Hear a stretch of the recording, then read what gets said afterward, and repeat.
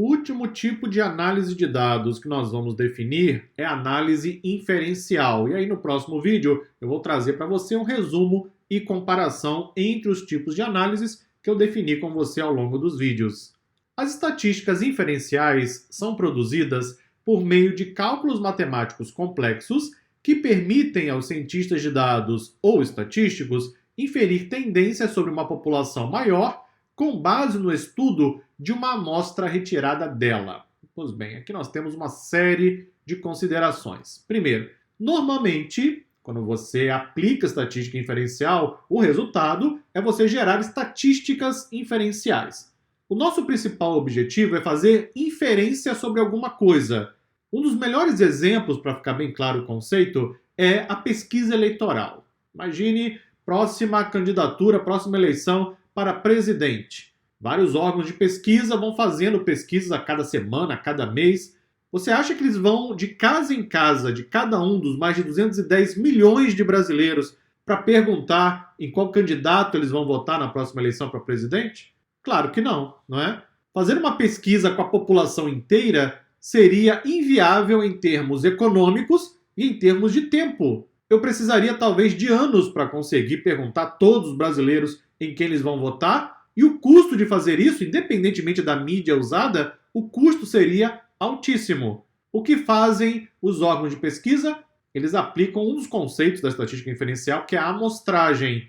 Com base em uma série de regras, critérios, eles buscam amostras que sejam representativas da população.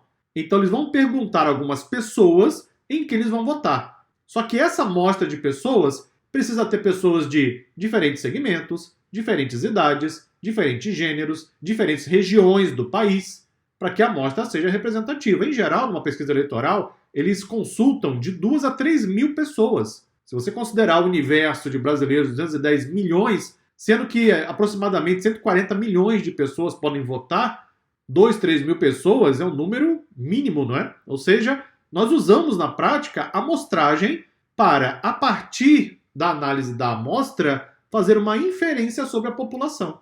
Um outro exemplo que ajuda a ilustrar muito bem esse conceito é o preparo de uma sopa. Um alimento, uma sopa. Está lá o chefe de cozinha, sua mãe ou você, seja quem for, seu pai, preparando a sopa. Aí coloca os legumes, coloca lá os temperos, coloca carne, etc. Em algum momento vai colocar uma pitada de sal, não é isso? Tem que saber se o nível de sal está adequado ou não. O que faz o chefe de cozinha? Experimenta a sopa inteira? Não faz sentido, não é? O que ele faz? Coleta uma amostra da sopa para experimentar se o nível de sal está adequado. Com base nisso, toma a decisão se deve ou não colocar mais sal. Esse é o conceito por trás da estatística inferencial, que nós aplicamos na análise preditiva e na análise prescritiva. Só que a estatística inferencial, exemplo da análise estatística, poderia ser um projeto por si só. Por isso que eu fiz essa separação ao longo aqui das definições dos tipos de análises. Os cientistas de dados, ou os estatísticos, usam estatísticas inferenciais para examinar as relações entre as variáveis em uma amostra e, em seguida, fazer generalizações ou previsões sobre como essas variáveis se relacionarão com uma população maior. Pode ser que você esteja se perguntando, mas espera aí, as pesquisas eleitorais elas falham de vez em quando, não é? Aliás, com alguma frequência, diga-se de passagem. Não se aplicou corretamente a estatística inferencial? Bom, são várias questões envolvidas. Primeiro, a estatística inferencial não é perfeição. Aliás, se estiver procurando perfeição na Terra, pare de encontrar. Você não vai encontrar, principalmente em algo produzido pelo ser humano. É claro que existem falhas. Quando aplicamos estatística inferencial, nós trabalhamos com um nível de erro aceitável. Temos que criar, inclusive, um intervalo de confiança para saber se realmente nós podemos usar aquela inferência ou não. Existem técnicas estatísticas para isso, que é exatamente o conceito de estatística inferencial. Então, algum erro, ele é normal, ele é esperado. Além disso, durante a fase de amostragem, se ali não forem seguidos os princípios básicos de amostragem, temos vários, por sinal, é claro que o resultado final será ruim, não é? Ou seja, eu vou estar fazendo inferência sobre uma população com base em uma amostra que não é representativa. Tem um exemplo muito interessante também que ocorreu recentemente de uma aplicação de inteligência artificial criada nos Estados Unidos para reconhecimento facial.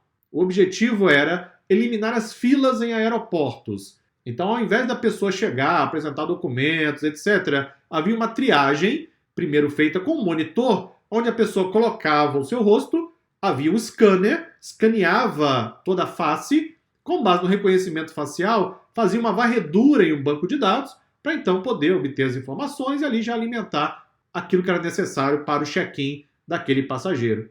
Pois bem, foi um fracasso. Por que foi um fracasso a primeira tentativa? Porque eles criaram um sistema de reconhecimento facial usando pessoas apenas de pele branca.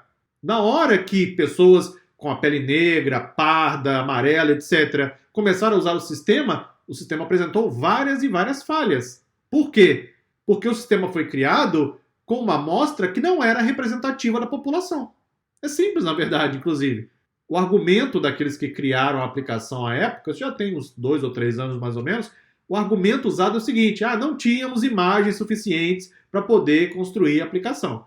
Ok, o que foi feito? O governo determinou o cancelamento do uso daquela aplicação e então mandou a empresa ir lá e fazer a amostragem de forma correta, com representatividade da população. Hoje já tem alguns aeroportos nos Estados Unidos utilizando esse sistema que foi corrigido. Obviamente, agora ele faz o reconhecimento facial de forma muito mais precisa.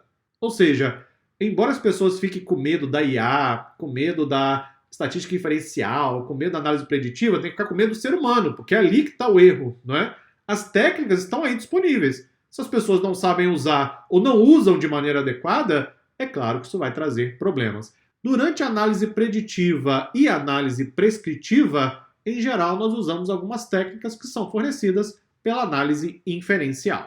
No próximo vídeo, eu vou trazer um resumo e uma comparação para você. Muito obrigado e até lá!